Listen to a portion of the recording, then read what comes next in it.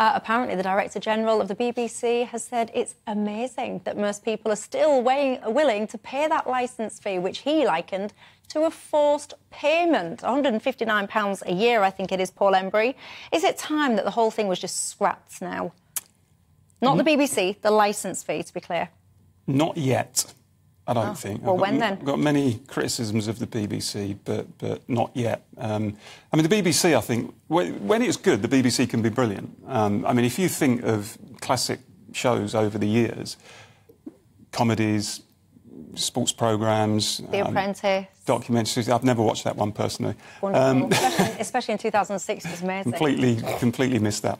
Invariably, you think of the BBC because the BBC has often been at the root of really top quality dramas and whatever.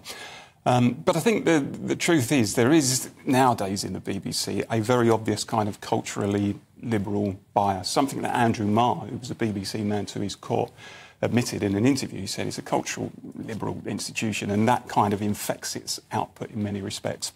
And I think there has been legitimate questions about the BBC adopting, often unknowingly, you know, in a way that's not deliberate, partisan positions on particular political, social, cultural questions and whatever. I like the idea of a channel, especially in these days of rampant commercialism. I like the idea of a channel where there's no adverts for a start. I think that's a good thing. But you need to be able to sell your gold. No, without your adverts. I do, and I think, you know, we may well get to a point where I think there's such a rebellion among the populace against the TV licence fee that there may well be no option for the government to say, OK, we're scrapping it. I don't think we're at that position yet. I don't particularly want us to be at that position yet. Many of my viewers are in touch saying they're certainly at that position and they have scrapped their TV licence. Alex Dean, your thoughts? The alleged quality of output, which is a claim one might dispute, is irrelevant as to whether or not people should be compelled at potential point of imprisonment for not paying for the BBC. And it seems to me your question was actually completely reasonable about whether or not, whatever you think about the BBC, is this model required to fund it, which I'm not sure what Paul's position was, listening to him. But I do think the time has well passed when we should be compelled in this way.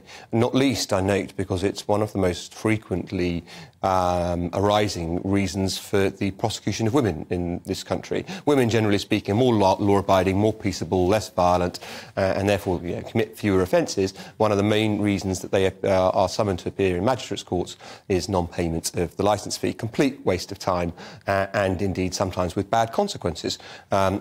So I think about that too. And I also think that the suggestion that the absence of advertisements is enough of a reason to be able to compel a population to pay for something which otherwise they'd be able to... I was just saying I like that. Well, I know, but your preference is a fatuous reason to compel other people... No, Alex, I was simply making the point that, for me...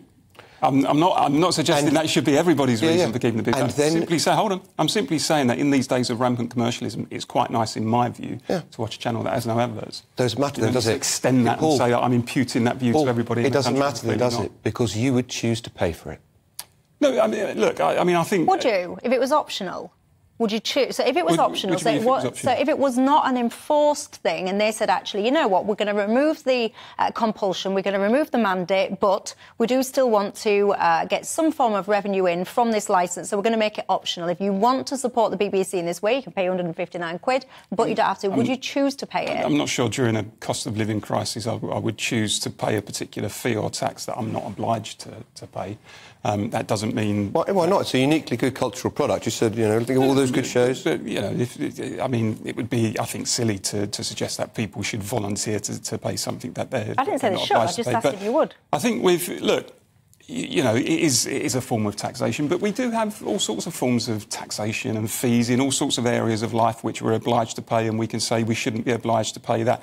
It's the national broadcaster. It's always come with a fee. Now, the day may come when that changes. I'm just making the point. I don't think yet that day is here, and I don't think it's too unreasonable that we're asked to pay that fee. There's a different point here. It's about the free speech issue that is not about the BBC's, but everybody else's, where everybody else who wishes to communicate with you, you may not like the method, but wishes to communicate with you for free by dint of that communication being paid for by adverts, and you wishing, not you, but one wishing to listen to that, that exchange is interfered with by the requirement, as long as you want to have broadcasting receptacle equipment to be able to hear it, you have to pay that separate fee. That is akin to wanting to go and see, just thinking of your preferences, Paul, I don't know, choose Cats or Starlight Express, and being told that in order to go and see that, you've got to pay for Les Mis.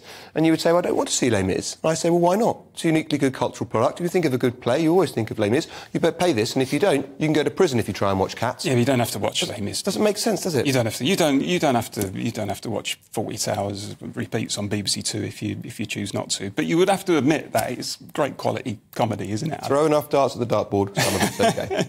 Well, don't forget, by the way, you used to have a TV licence just if you had a television. Nowadays, of course, it's if you watch live television or if you watch the iPlayer as well.